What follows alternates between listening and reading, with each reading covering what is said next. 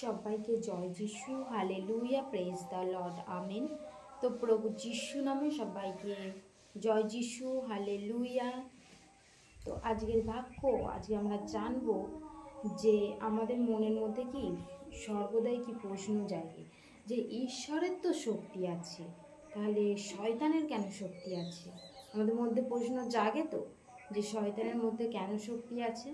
ঈশ্বরের তো শক্তি থাকতেই পারে, কারণ ঈশ্বর মহান, তিনি সর্বশক্তিমান। তো তাহলে শয়তানের কেন শক্তি আছে? তো আজকে আমরা সেই বিষয় নিয়ে আলোচনা করব, শয়তানের কেন শক্তি আছে। হালেলুয়া, জয় যিশু। তো আজকে বাক্যে ঈশ্বর আশীর্বাদ করুক। আদি পুস্তক 4 অধ্যায় 1 পদ। প্রথম সৃষ্টি।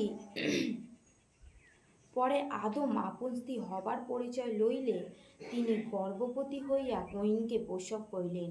সদাপ্রভুর সহায়তায় আমার নরলাভ হইল। পরে তিনি হেবল নামে তাহার সহোদরকে প্রসব করিলেন। হালেলুয়া।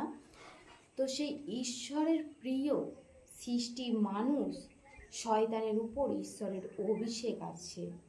শয়তানের উপরে কি ঈশ্বরের অভিষেক আছে? কারণ শয়তান যখন লুসিফার ছিল তখন কি সেই শয়তানকে দেখতে কি খুব সুন্দর ছিল, অপরিমেয় সুন্দর ছিল। সেই শয়তানকে দেখতে কি খুব সুন্দর ছিল। যখন শয়তানকে দেখতে সুন্দর ছিল, তো যখন সেই যখন সে কি সেই যখন ঈশ্বর মানুষকে সৃষ্টি করলেন, মানুষকে সৃষ্টি করে ঈশ্বর বললেন যে উত্তম সৃষ্টি হয়েছে।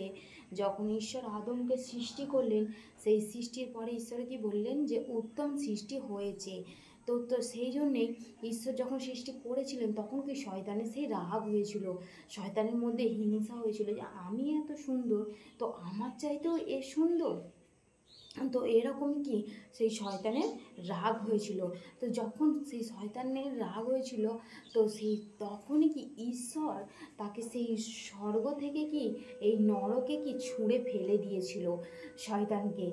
তখন কি সেই শয়তান কি বিকট আকৃতির মূর্তি হয়ে যায় এবং শয়তানের রূপ ধারণ করে। তো তার মধ্যে কি সে যখন স্বর্গদূত ছিল তখন কি সেই ঈশ্বরের অভিষেক প্রাপ্ত ছিল, সে তখন কি ঈশ্বরের অভিষেক ছিল তার উপরে। তো যখন সে নরকে আসে তখন কি তার মধ্যে থেকে অভিষেক চলে গিয়েছিল? না, তার মধ্যে থেকে কি অভিষেক চলে গিয়েছিল নি, তখন তার মধ্যে কি সে অভিষেকটা ছিল। তো সেই জন্যই কি শয়তানেরও ক্ষমতা আছে আমাদের জীবনে সমস্যা দিতে, আমাদের জীবনে রোগ দিতে পারে সেই শয়তান। সেই জন্যই পারে যখন আমরা সেই যিশুর নাম নিই তখন কি কোনো শয়তান স্পর্শ করতে আমাদের জীবনে পারে না। তো যখন আমরা সেই প্রভু যিশুর নাম নিই কোনো শয়তান আমাদেরকে স্পর্শ করতে পায় না। আমরা কি লোক কি সেই টাকার পিছনে ছুটছি। কেন ছুটছি? কারণ ঈশ্বর তো আমাদেরকে ঈশ্বর তো বলেছেন যে তোমাদের রাজ্য ধার্মিকতার বিষয়ে চেষ্টা করো, তাহলে আমি তোমাদেরকে সব কিছুই দিতে পারবো। তাহলে কেন আমরা কি সেই ঈশ্বরকে ভালোবাসি?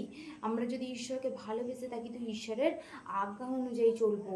আমাদের কিভাবে চলা উচিত সেটা কি আমাদের পাপ থেকে বেরিয়ে আসতে শিখতে হবে। আমরা কিভাবে পাপ থেকে বেরিয়ে আসতে পারবো? আমাদের কি সেই ছেলে মেয়েকেও শেখাতে হবে যে আমরা কিভাবে পাপ থেকে বেরিয়ে আসব, রোগ থেকে সুস্থ হব। যদি সেই রোগ চলে যায় তবে প্রভুর কাছে কি আমরা আসতে পারবো?